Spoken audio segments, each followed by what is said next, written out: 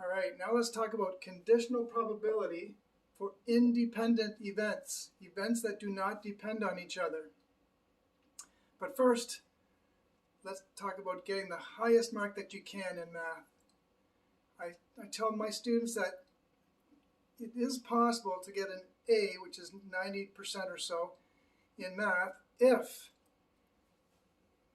you are really, really smart for that grade and that level of difficulty, and you work hard, or you're really smart and you work really hard, or you're smart and you work really, really hard.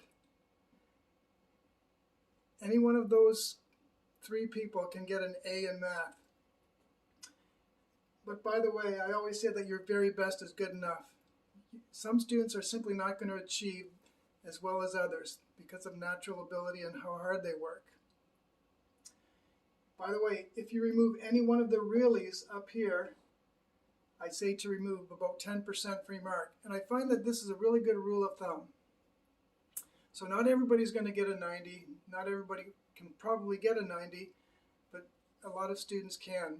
The harder you work, along with your intelligence, makes it possible.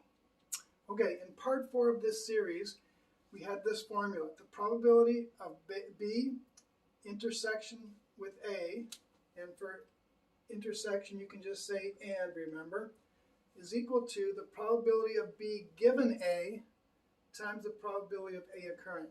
So for example, let's say B is the set of a coin toss. So you're going to get heads or tails. And let's say A is rolling a dice. So you're going to get 1, 2, 3, 4, 5, or 6. Those are independent events. That's what we're talking about. So the probability of B occurring given that A occurs is simply the same as the probability of B occurring. And then we multiply that by the probability of A occurring. And that's called the multiplicative principle for probabilities of independent events. So this is the multiplicative principle. How do you spell principle? P-A-L or P-L-E? Well, in this case, it's P-L-E because it refers to an idea. If you spell it A-L, that's the big guy in the big office in the school, the principal. He's your pal. Remember it that way. So let's say we want to calculate the probability of getting, heads followed by a 4 on the dice.